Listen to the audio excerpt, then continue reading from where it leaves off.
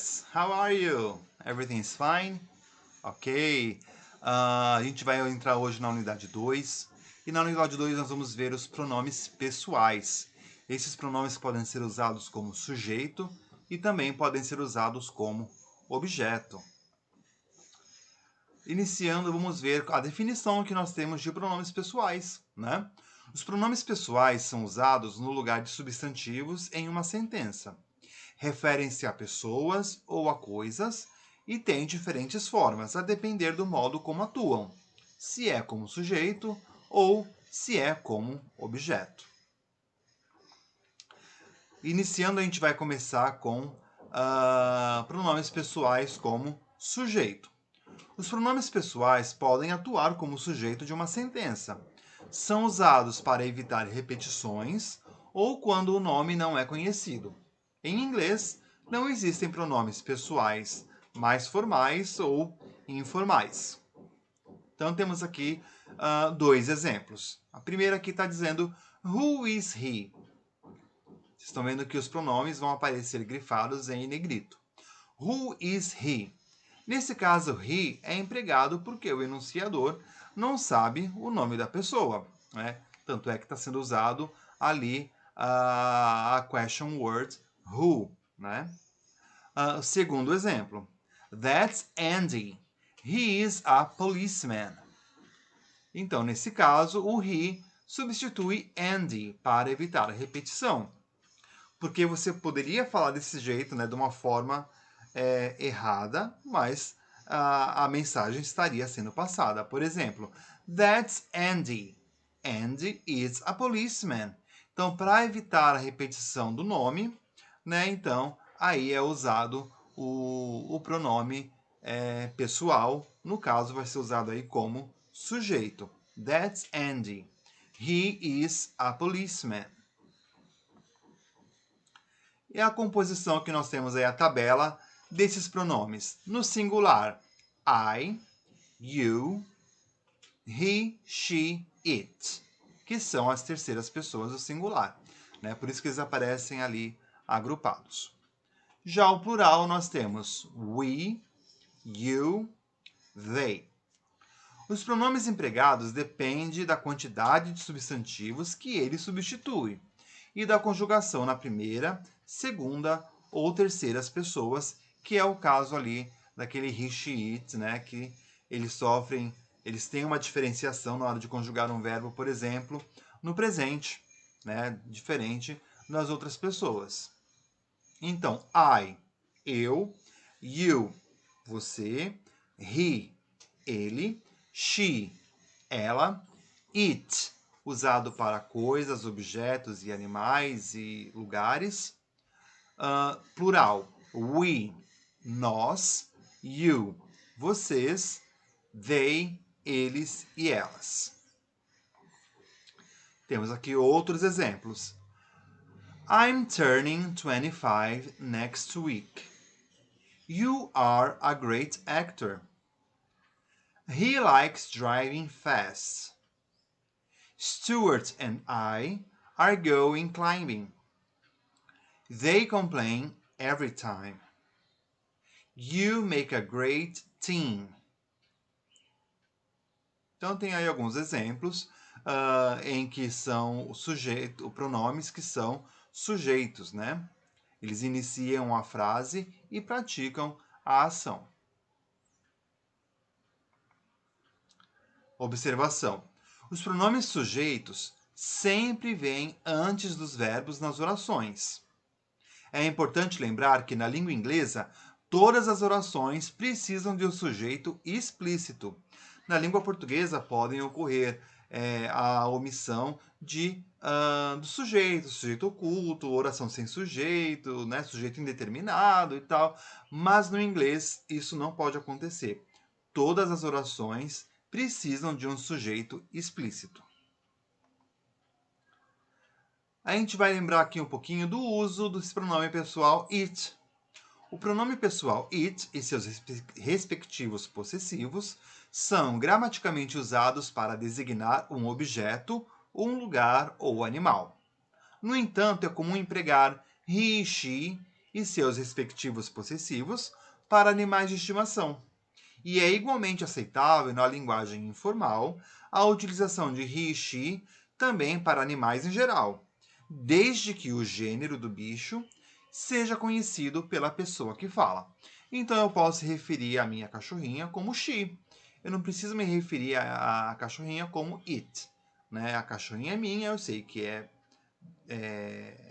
feminino, então eu vou usar she para se referir à minha cachorrinha. Por exemplo, her name is Sky. Né? O nome dela é Sky. Mas, se eu não souber o gênero do cachorrinho, ou do animal de estimação, ou de qualquer outro animal que seja, eu vou usar o pronome it. Agora vamos falar um pouco de pronomes pessoais usados como objeto. Os pronomes pessoais podem atuar como objeto de uma sentença. Na maioria dos casos, sua forma é alterada em relação a que usas quando o pronome cumpre a função de sujeito. Né? Então, a gente está falando aqui que o pronome pessoal objeto, na maioria dos casos, a gente vai alterar. Não é igual ao pronome usado como sujeito. O pronome objeto ele sofre algumas alterações. Vamos ver aqui quais são essas alterações, né? Como que é a composição dos pronomes pessoais usados como objeto. Então vocês vão ver que no início tá os pronomes pessoais, né? E ao lado tem o pronome usado como objeto. Então, eu vou referir ao objeto me, you, aqui não sofre alteração. He, him, she, her, it, também não sofre alteração. We, us, you, they, them. Então vocês repararam que a maioria sofre alteração na hora que ele vai se transformar num pronome objeto. Né? Quando ele é um pronome diferente de como ele é com o pronome pessoal. Então, quando eu estiver falando e referindo a eu vou usar me. Né? Quando eu estiver referindo a he, vai ser him. Né? Daí por diante a gente vai ver aqui alguns exemplos. Por exemplo, aqui, ó. Animals love Leah. Leah, então, é um nome feminino. Então, eu posso substituir esse nome pelo pronome objeto. Né? Então, animals love her. Aqui eu não encaixa o pronome pessoal she. Animals love she. Está errado gramaticalmente. Né? Então, a gente tem que usar o pronome objeto. Animals love her. Então, Leah é o objeto e her substitui Leah. I gave him a puppy. Nesse caso, him é o objeto direto, porque quem dá alguma coisa, dá alguma coisa a alguém. Então, é o objeto direto. Então, I gave him a puppy. O him aqui poderia ser substituído pelo nome, por exemplo. I gave Ted a puppy. Mas é que eu troquei o nome pelo pronome. I gave him a puppy. Então, him é um pronome objeto masculino, mas aqui não cabe o pessoal he. I gave he a puppy. Vai estar errado. Né? Aqui é objeto. I gave him a puppy. Observação importante. Os pronomes objetos vêm depois do verbo ou de uma preposição. Nós vimos que os pronomes pessoais usados como sujeito aparecem antes de verbos. Já os objetos aparecem depois do verbo ou de uma preposição. Né? Tem os exemplos aí, ó. I love you. Can you find it, please? She can't stop looking at him. Então, aqui tem o pronome, o verbo love e o pronome you. Aqui tem o verbo find e aqui tem o pronome it. No caso, you e it não sofrem alteração quando são usados como objeto. E aqui tem uma preposição at e aqui o pronome objeto him.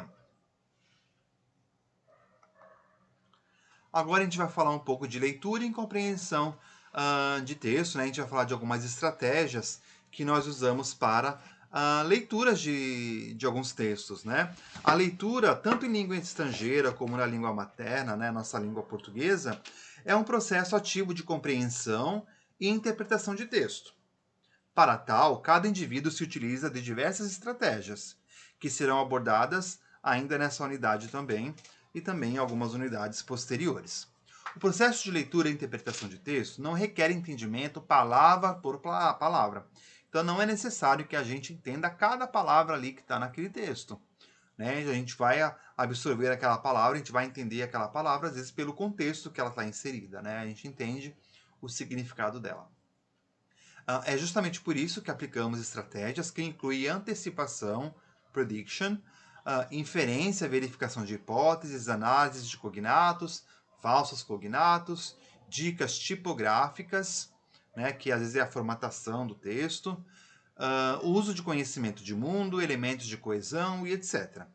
Essas técnicas permitem controlar melhor o que se lê, realizar adivinhações e descobertas, avançar na busca de esclarecimentos e confirmar hipóteses feitas antes e durante a leitura. Por exemplo, tomemos uma publicação intitulada Cyclone Debbie, The View from Space Exposes a Force of Nature, do portal australiano ABC News. Na manchete encontramos várias palavras cognatas, cujo significado é possível compreender imediatamente. Ciclone, vista, espaço, expõe, força, natureza, e que dizem muito do que devemos esperar do artigo. O nosso conhecimento de mundo, provavelmente sabemos o que é um ciclone, é um fenômeno violento de grande potencial de destruição. Nos ajudam, então, a levantar hipóteses sobre o conteúdo da matéria que virá a seguir. Informações sobre os efeitos da passagem de um ciclone em uma região da Austrália através de imagens capturadas do espaço. Então, antes de ler o texto, só por esse título estar cheio de palavras cognatas, a gente consegue antecipar algumas coisas. Né? O que a gente sabe sobre ciclone? Né? O que efeitos eles causam? O que as pessoas podem sentir em relação ao ciclone? Né? Em quais regiões do planeta elas acontecem? Então, só pelo título, a gente consegue antecipar informações, né? Prediction. E não seria necessário ali entender todas as palavras que estão naquele texto para entendê-lo e fazer inferências. Então, that's all, folks. Por hoje é só. See you next class. E não esqueçam de acessar o plural. Tem exercícios lá disponíveis para serem feitos, ok? Bye bye, class. See you later.